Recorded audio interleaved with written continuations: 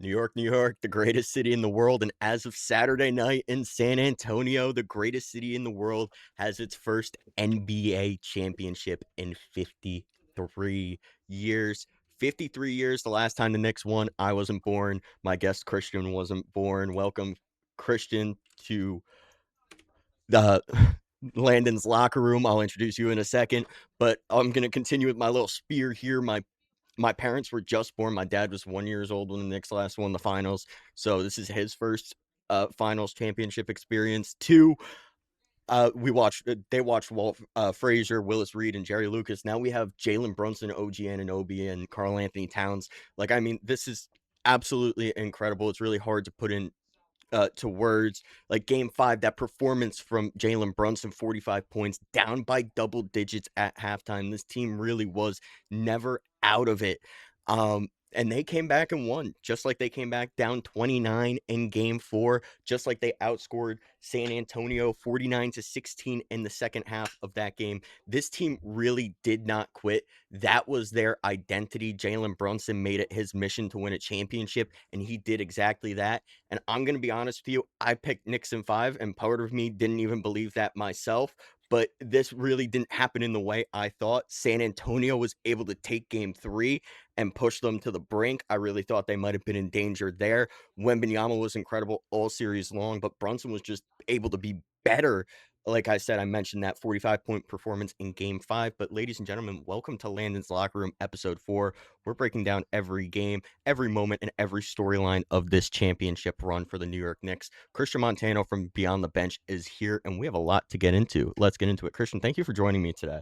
Thank you for Obviously, having me. the Knicks are NBA champions. It's really surreal, It. Christian. I still don't believe it. I started to believe it when I was watching them on Jimmy Fallon the other night, and I was like, "Wow, like this is all starting to feel really real." I But think I think that's when it kind of started to fit in for me too. Was Jimmy Fallon. My glasses are fogging up. And they just really like that walkout. They looked like superstars. that was what got me. It was They that walkout. were the epitome of champions. And then going game by game here a little bit.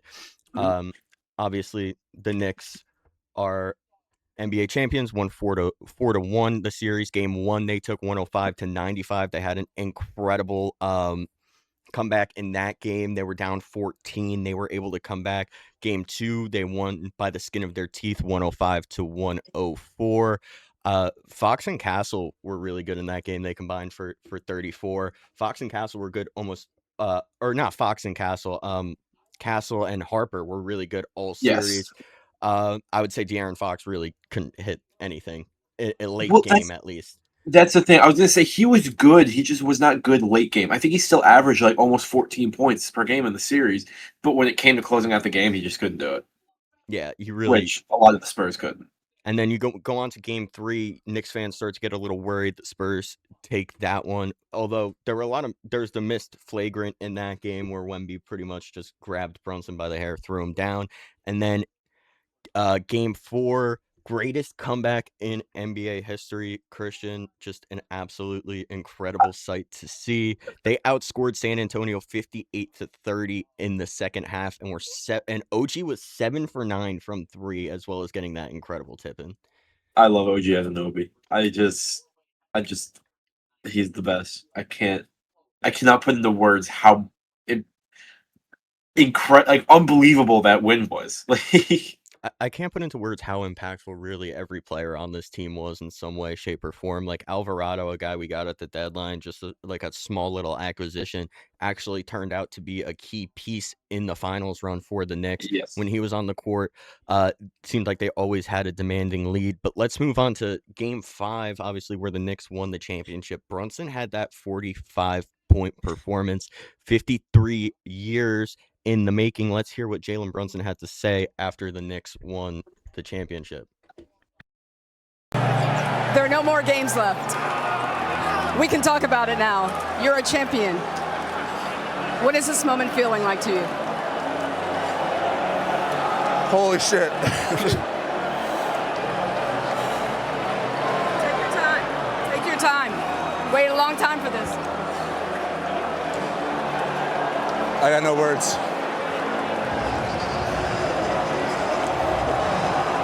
Everything I ever dreamed of. Just, you're obviously feeling a lot of emotions. Can you tell me just what you're feeling? I don't know what I don't know what I'm feeling. I'm just like, I'm in awe. I don't know. Whenever someone counts us out, we find a way to come back and do something about it.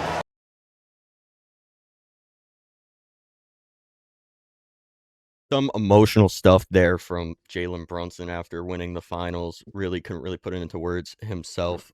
It was just absolutely incredible. 53 years in the making, as I said. And now the question on every New Yorker's mind isn't when will it happen, but what does this mean for the city? What does this championship actually mean for New York, Christian, as native New Yorkers? How does it I feel? mean, it, like it really is hard. It really is hard to put into words. Like it. I mean, we haven't seen a championship since the Giants almost 15 years ago at this point. New York hasn't seen a championship since then. And as a city that is known as like a championship city and it not happening for that long, it means a lot. And especially the Knicks in the city are arguably the biggest team in Manhattan, at least in Manhattan. They're the biggest team and they're really uniting the city. I mean, other than those people that are like setting buses on fire, they're not real Knicks fans though. But Like really, like when you think about it, like one shooting in one night, that's like a record low for New York City. that's so that I saw the stat that like when the Knicks are playing, crime drops by like 45% in the city. Like, look, there's Like gonna always be people looking for attention, but the overwhelming feel was joy. This was similar to when the Cubs won in 2016 for Chicago, similar to when the Red Sox won in '04, and and obviously if the Cowboys were to ever win, I think that would be a similar thing yep, for their fan 100%. base. And you look at the MSG atmosphere. Yes, they dropped one game there, but MSG really And they is. still almost won that game. The referees were against them, and they still almost won that game. Yeah, they did almost win that game. And in finals history, you look at it, 45 points for Jalen Brunson. He's the seventh player in finals history with a 40 plus point game in a clinching game, joining Jerry West, Rick Barry, Steph Curry, LeBron, Giannis, and KD. That's some very good company to be with. Extremely good company to be with. I mean, he had nearly half of their points. Like, it doesn't get better than that. It really doesn't. And just to put this title win into even more context, 1973, Nixon was president. Uh, Secretariat on the Triple Crown, the World Trade Center had just opened. That's how long New Yorkers have waited for this. And obviously there's some pushback coming from people like the East was weak. I saw someone on ESPN say that the Larry O'Brien trophy is a participation trophy, which was Most players in the NBA care more about winning a championship than they do winning an MVP. I like, come on.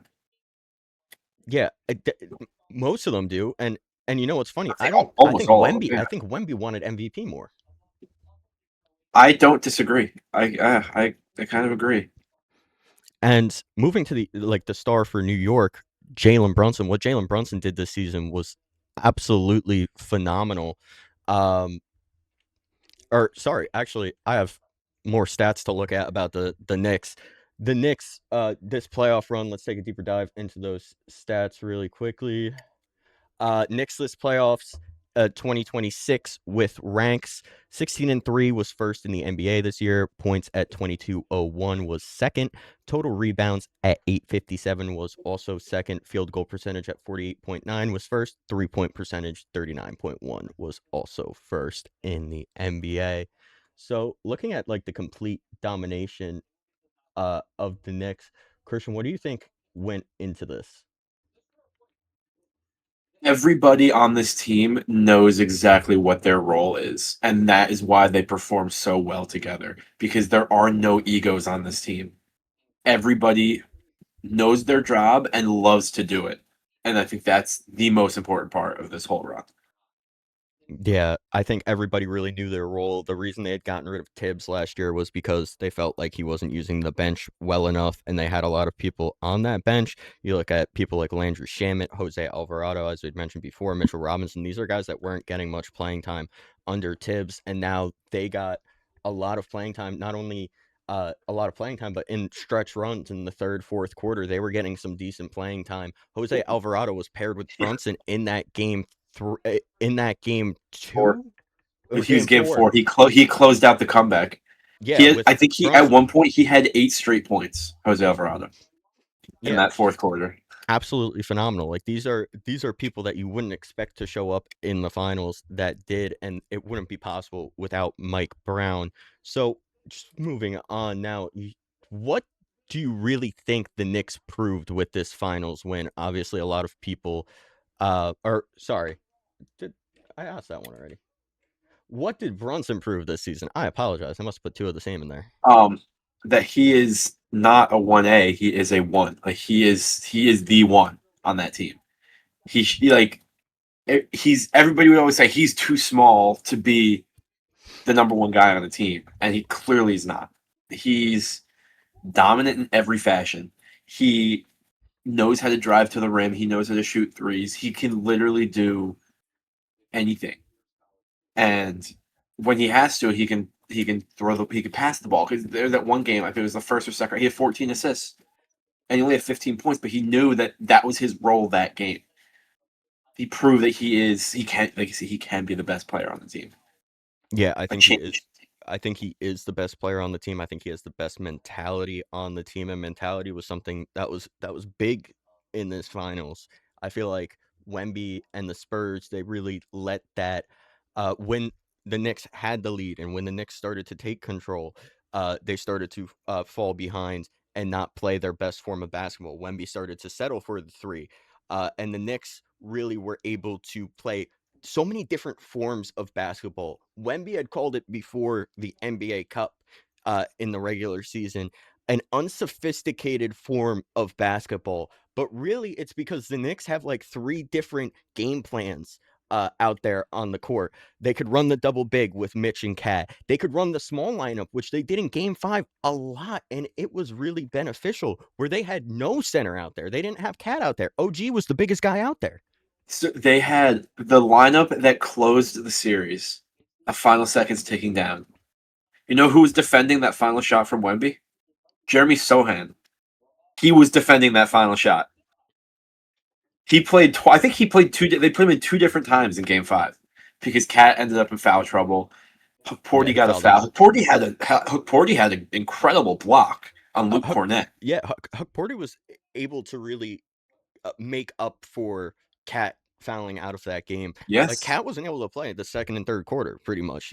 Yeah. He played a I little don't bit think into he. the third, and then I think he might have played like 1 minute in the second quarter or something like that. Like it was bad. like half the third quarter, and then half the fourth Yeah. quarter. Yeah. That was And then he really fouled it. out. And a lot of those Which were fouls that were called back. That were did twice. It was overturned. Yeah, that they were originally called offensive fouls on Wemby and landed up going the other way. But going back to Brunson, looking at what he did this Mhm. playoffs, uh, you look at what he's brought to the Knicks. You look at the Knicks from 2002 to 2026. Before Brunson, 2002 to 2022, they had a 402 win percentage. They only won 50 times. Once with Carmelo Anthony, they had 8 playoff wins and they had no finals appearances. And then now you look at the Jalen Brunson era from 2022 to 2026, he has a 613 win percentage. 50 wins he's accomplished 3 times. He has 39 playoff wins and has won the finals. That is superstar level. And I know a lot of people are now rebuking what they said about Jalen Brunson.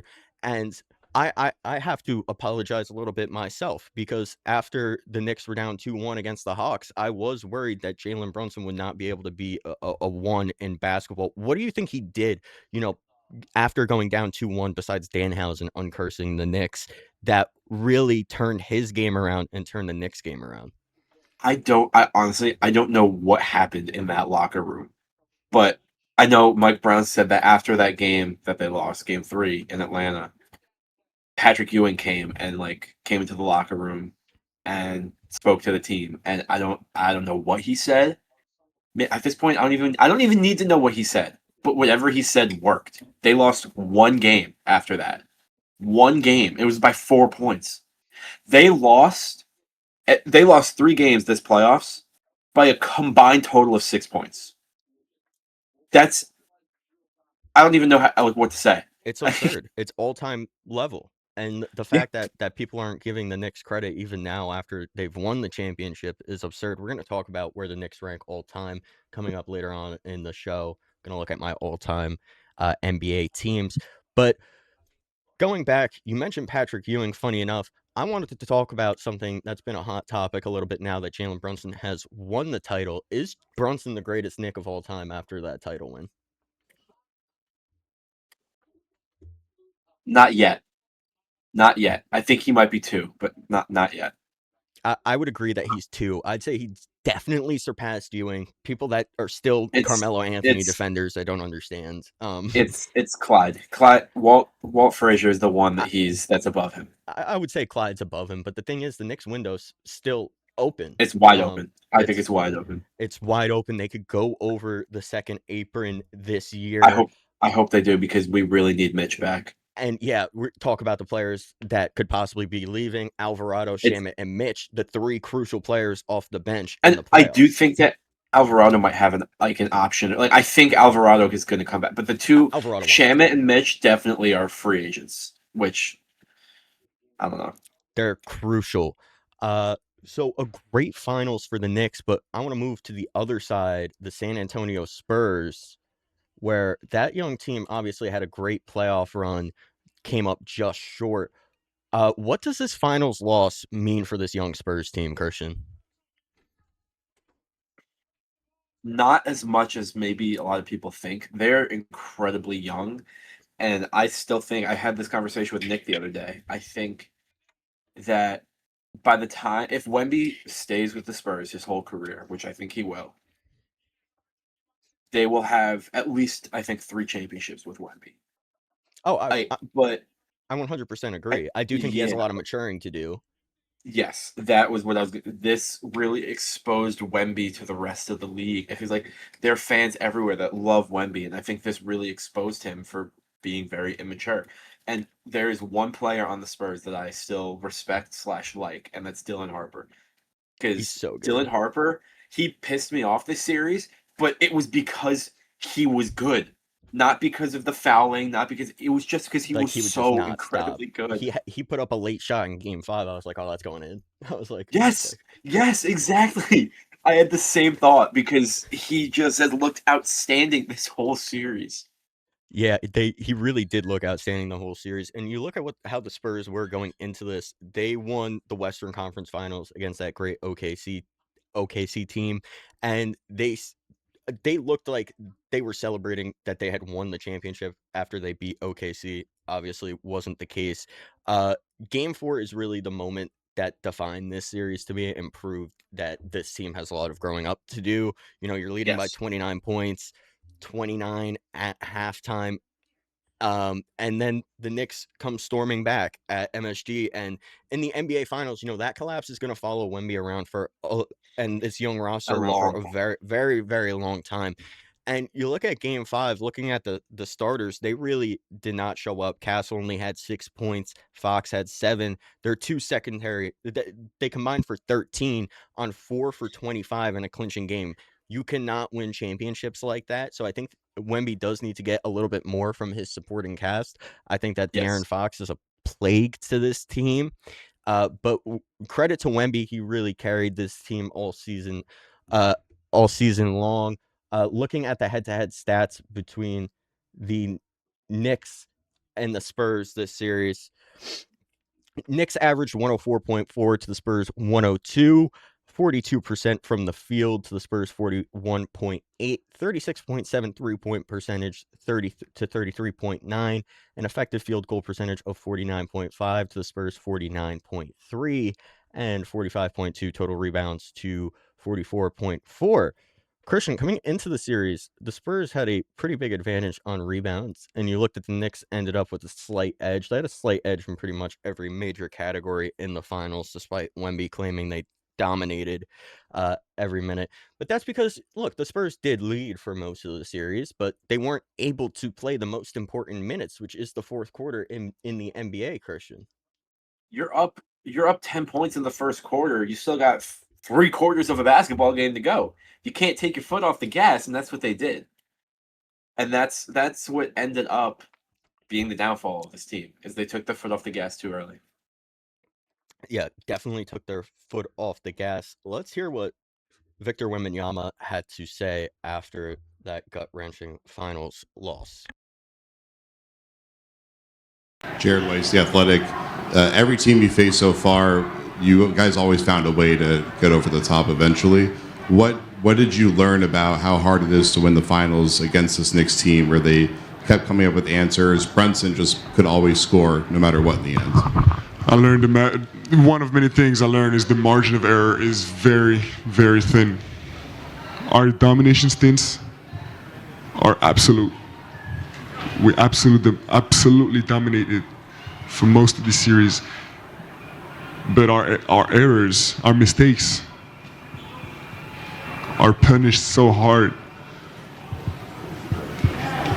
that we can't have ups and downs like this so much, you know. The ups are okay, the downs, it's the reason we lost. Appreciate y'all. See y'all. Never. Talked about Wemby a lot already, but Wemby is obviously going to be the biggest story for the Spurs.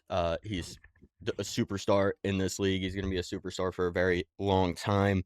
And you look at what he said in the press conference, talking about how, yes, he learned something, but then kind of backing up, saying that they dominated. It was mixed messaging there. And then he leaves the press conference by saying, see you never. One thing, listen, I don't like Shea. I don't like SGA at all. But one thing I will say about him is he is very respectful. He Yep. left his press conference very respectful after losing the Western Conference Finals. He shook his opponent's hands, unlike Wemby. Uh, What do you think this finals loss is beneficial for Victor Wembanyama? Yes. Yes, in the like I said before, in the term that he exposed himself to the rest of the league, and now that everybody knows how immature he is, and I think he's gonna realize that he has growing up to do. I mean, he's only 22. He's a year older than we are. Like, he's he needs to learn, and I think this did help him, whether he realizes it yet or not.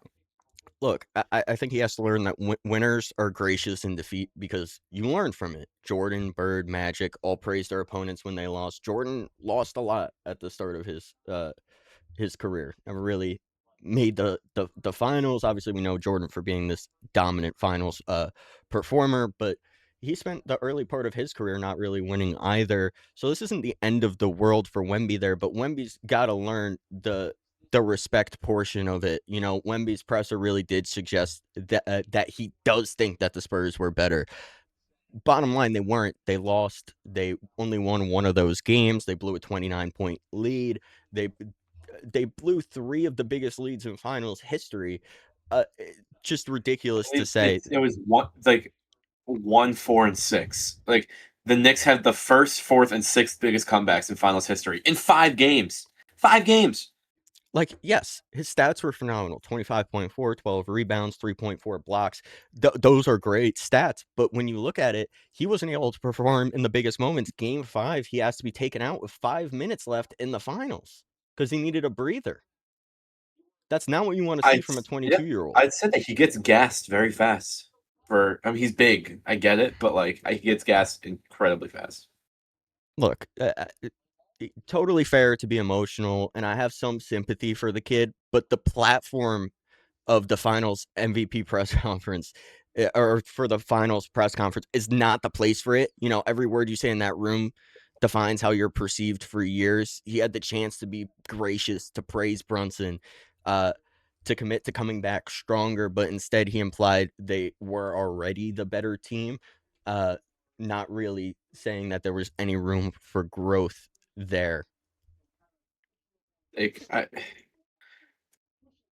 I don't know if he just hasn't been media trained, if he doesn't use his media like you can't Is do the that. language barrier? I don't know. I don't know, And but the you media just seems to can't keep do that. making excuses for this kid. It's because the NBA wants him to be the face of the league. What it is. I think that's, yeah, quite simply put, is why. Now, I talked about, obviously the 2026 Knicks are historic. Where they rank all time right now, Landon's list. Got a cool little new graphic. Coming in at number 10, the 2015-2016 Golden State Warriors. They obviously did not win the championship, but they had an incredible run. They were 73-9 in the regular season, went 15-9, had that. Obviously, they blew the first ever 3-0 lead in finals history, but they were a historic team. So I'm going to put them in at number 10.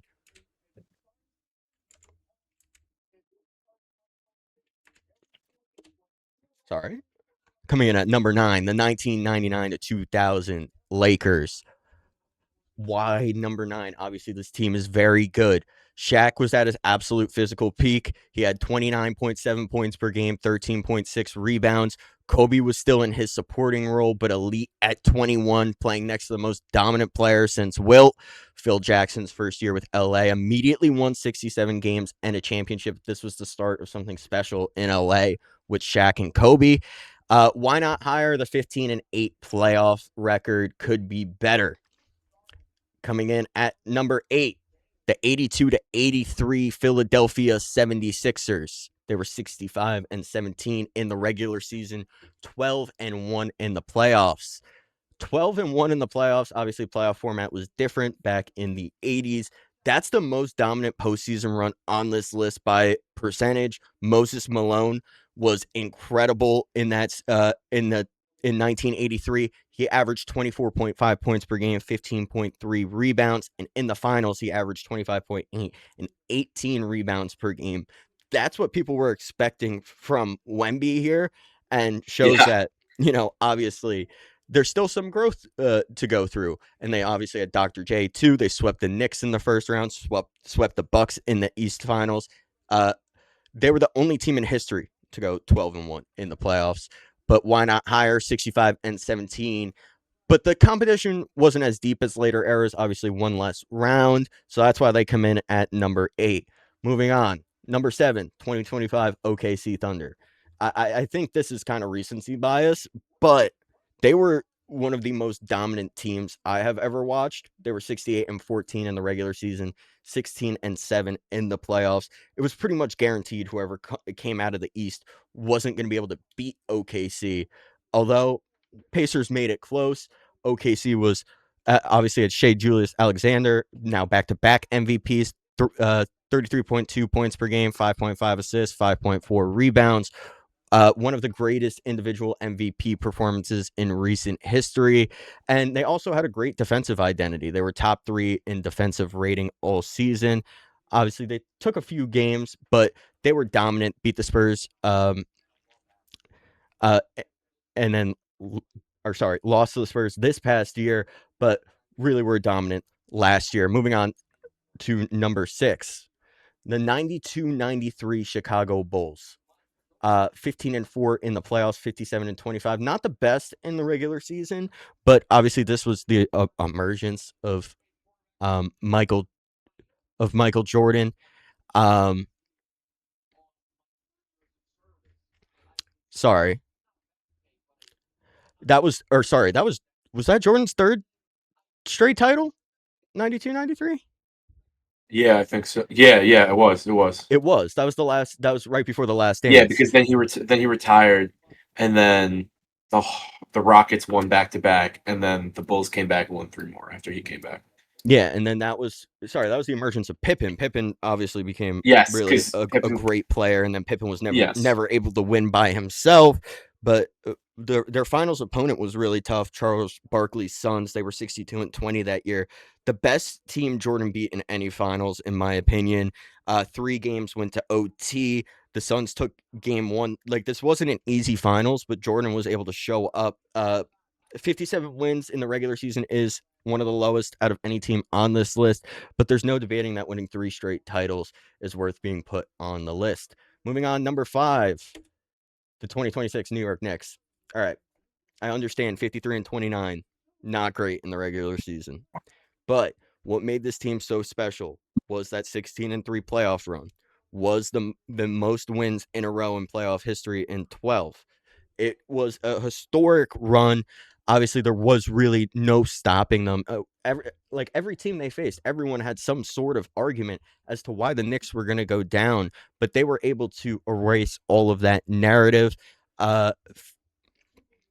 and they went 11-0 before the finals, tied for the 3rd longest winning streak in playoff history. Every single game in the finals was decided by 10 points or fewer, and they won 4 of those games. They were able to stay in those clutch games. I feel like you have to give credit to Jalen Brunson and the Knicks, able to win in 5 games and be the lower seed. Now, moving on to number 4, the 85-86 Boston Celtics. They went 67-15, 15-3 in the playoffs. They had the best front court in NBA history. Larry Bird, Kevin McHale, Robert Parrish, Bill Walton was off the bench. Those are 4 Hall of Famers in the front court rotation. They were absolutely ridiculous. Bird averaged 25, 9, and 6, and was 49.6 from the field. He finished 3rd in MVP behind Magic and Barkley, which tells you how good, the league was at that time. And for a team like the Celtics to be that dominant, you have to put them at number 4. Moving on to number 3, the 71-72 Lakers. They had a 33-game winning streak, still the longest win streak in the major American professional basketball sports history era. Wilt Chamberlain, Jerry West, Gail Goodrick, 3 Hall of Famers in their primes. Wilt's 72 season, he went 14.8, 19.2 rebounds per game. He led the league in assists as a center, which is absolutely ridiculous. And they had a 12-3 playoff record, the most efficient postseason result outside of the 83 Sixers at 12-1 and the Knicks at 16-3. I really think that the 71-72 Lakers team is one of the best of all time. Talked about how they had 3 Hall of Famers in their prime on this team. Moving on to number 2, the 16-17 Warriors. Watching this team was special because obviously they had blown the lead the series before, but they had the death lineup. They had Durant, Curry, Clay, Draymond, Iguodala, the only team to ever assemble 5 All-Stars who could guard all 5 positions. Kevin Durant had a historic finals. He was 35.2, 8.4 rebounds, 5.4 assists per game. He was the finals MVP, the most dominant individual finals since Shaq in 2001, who's also on, or no, they weren't on this list. The 2000 team was. Curry, 26.8. Clay, 22. 3 guys over 22 points per game. Cleveland had no answer to that. Obviously, 16-17 Warriors, one of the greatest of all time. But moving on to another Jordan team at number 1, the 95-96 Bulls. This is really the gold standard of Michael Jordan's performances. Jordan's first full year back from basketball, Pippen in his prime, Dennis Rodman's first year in Chicago, Phil Jackson was there. 72 wins. Jordan was 30.4, 6.6, 4.3, averaged 49.5 from the field. Best basketball of his life, just coming back to the sport, and was also the year he made it look the most effortless. Scottie Pippen was still a top 5 player in the league, averaging 19.4. Dennis Rodman had 14.9 rebounds per game. He was an incredible defensive threat. And when you talk about that 72-10 regular season, it's going to be hard to ever top that. The most complete season plus postseason combo in NBA history. Christian, that's the list. I think that's pretty good if you ask me. Um, I think that the recency bias with the Knicks puts them a little higher than I think they should probably be closer to 8 or 9. And then the only other thing I'd switch is I'd flip 1 and 2 just because of how dominant the Warriors postseason run was. That's the only probably two that I'd switch. The 16, But 17 other than that, I mean, obviously 16, 17 Warriors were incredible, Christian, but you can't discredit, Michael Jordan had taken a break from basketball, came back yes, and won that in is. 95, 90s.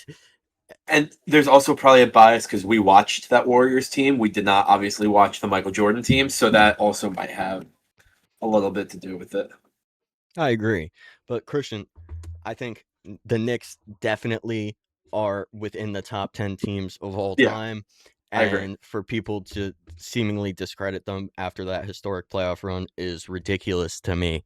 But moving on, we have something or nothing. The Spurs refuse to shake hands with the Knicks, Christian. Something or nothing. Something. I mean, something for Wemby, nothing for the rest of the team because they just follow Wemby. It just really highlighted his immaturity. And I don't know if you saw the video, but like Jeremy Sohan after the game, because he was on the Spurs this year. They were all like leaving, and he like ran after them. He like went under the tape like that they were doing the block off the court, and, like ran up to them, like tried to shake their hand, and they just ignored him. And he turns around and he goes, "I guess they don't like me anymore," and walked back to the celebration. Look, you look at the historical comparison to Draymond Green skipped the handshake in 2016. He's actually been very vocal on this with Wemby, saying that you have to look your killer in the eyes, and he regrets not shaking hands in 2016. But look, shaking hands takes 45 seconds. It's the most Yeah. basic gesture of respect in Yeah. team Mitch sports. Johnson, the head coach, is the only person that did anything. And the fact that Shohan was on that team and Yes. he went to go to their locker room and like say what's up and like GG's, and no one acknowledged him. And he was Yep. like, guess they don't want to talk to me. Look, he's 22 and everyone treated him like he was the most mature player of all time because he hung out with some monks. But I feel like actions speak louder than words. And like you said, he's a leader on this team. They follow what he does. And the rest of the team following along with this sign of disrespect. I think if you're Mitch Johnson, you have to have a talk with this team, be like, hey, this wasn't right. And I feel like they have to publicly apologize at some point for this. I agree. 100%. Next one, something or nothing. Obviously, Tom Thibodeau was a huge part of the Knicks at the beginning of the Jalen Brunson era, was fired before this year. Something or nothing, Tibbs' contribution to the 2026 New York Knicks championship. Something. Definitely something. He contributed so much to this team. He built their confidence. He built the starting lineup. I think he built I don't part of know, the mentality too. he did 100% build part of the mentality. And Like, I love Mike Brown, but he's not as tough as these players were out there. no, and I saw someone compare it to the Yankees in the 90s. Thibodeau was Buck Showalter, and Yeah, Mike Brown is now Joe I would Torre. actually say that's perfect. That's perfect. Yeah. Like, Yes. Joe Torre had he had a resume, but it wasn't. He had pretty much gotten to the top, but never really finished the job. And Yep. everyone was like, "Oh, why'd we sign this guy?" I would say that's Yeah. actually a perfect comparison there. And he spent 5 seasons with the Knicks from 2020 to 2025. He went 21-45 in the COVID season to 41-31. I remember when that happened. That was crazy. That was the Yeah. first Hawks series, and that was Yeah. insane. But the thing was, you knew they didn't have that guy yet. And then that's when they got Jalen Brunson and things really turned around. Yes. And you talk about some of the Thibs draft picks. Emmanuel Quickly was one of them. He landed up being a key piece to get OG Anunoby, who, let's face it, you look back on that trade, I think that's the biggest trade the Knicks have made in the past Yeah. decade. It Yeah. was absolutely massive. I think it's bigger than the Cat trade. And you talk about I agree. the Knicks' defensive rating under Tibbs, too. It was always within the top 5. They always had a defensive first mentality, and it was a culture shift. the Knicks were a laughingstock when he came here. They had no culture, no accountability, no playoff expectations. He built that hard hat mentality that won them a championship. Yes. I hope he does get an invite to the parade tomorrow, because he was such a big part of that, and I hope he knows that. And I, I think the Knicks are going to give them their flowers too, like the players. Yes. Yep. All right, last one. Something that is a big topic. Something or nothing. The Knicks' path to the finals. Played Atlanta, Philadelphia, Cleveland en route to the finals. Listen, I'll say this: the Knicks got very lucky with who they had to play, but I think that the only team that would have, I think that the Knicks would have 100% beaten every team in the East. Except I think that the Celtics would have given them trouble. I think the Knicks still would have won, but I think they would have given them a lot of trouble, and they definitely would not have had a big win streak if they had played the Celtics. And who knows that, because I think that win streak helped with the fact that they were never exhausted because they had so much time off. Like the Cavs were exhausted, the Spurs were exhausted, and I think that it helped. But listen, you make the playoffs, you're a good team, and every time, like when they played the Sixers, Embiid's a Knicks killer. They're gonna beat the Knicks. They get to the Cavs. Donovan Mitchell, he's a Knicks killer. He's obviously gonna beat the Knicks. So clearly, people were still doubting them. So why are you now saying that? Oh, they had an easy run when you were doubting them when they were playing. Yeah, it's backwards. I feel like everything's been like every big sports pundit has been retreading what they say. I feel like some of them have done a better job than others in that fashion, and I'll let you decide for yourself. And I still want that apology from Becky Hammond, but looking more at that playoff run. Cleveland had Donovan Mitchell, as you said. They got swept. They didn't even give the Knicks a fight in that series. Philadelphia, like you said, had Embiid. And I understand Embiid was hurt, but you have Tyrese Maxey, who's your other guy, and he did virtually nothing either in that series. Tyrese Maxey was the reason they made the playoffs. Embiid was Yeah. hurt most of the year. Yep. So for people, it's something that really bothers me, the fact that people now are switching up a bit on how they treated the Knicks going into the series, and then when they come out being like, oh, it was never really that big of a competition. I feel like the only one where they're like, oh, the team was good was the Spurs, even though I Yeah. think really the biggest argument is how would the Knicks have played OKC? I don't know. And you know what? It doesn't matter. We don't have to know. We don't have to know. I guess we'll never know. All right, Christian. To wrap things up, thank you again for coming on. But what do you expect from the Knicks next year? Listen, I know how incredibly tough it is to win back-to-back, so I'm not going to expect that from them, but I would at least like to see another finals run. Yeah, I'd like to see one more finals run. Look, the Knicks are NBA champions. It's incredible. Yeah, and I think that there's two teams that are going to be on a war path next year, and that's the Celtics and the Thunder. And I have a feeling the Knicks are going to run into one or both of them in the playoffs at some point next year, and it's going to be tough with those two teams. All right. Brunson, finals MVP. Karl Anthony Towns is 30 years old and just won his first ring. OG Anunoby is under contract. Josh Hart seemingly will never leave. The window's not closing. To me, it's wide open.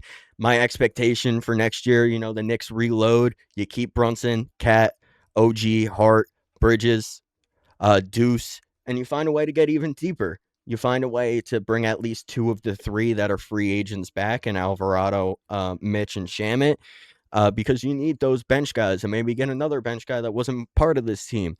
They said Cat was tough. They said New York couldn't win in this era. 53 years of doubt answered in 5 games. The window is wide open, and New York is just getting started. Christian, thank you again for joining me.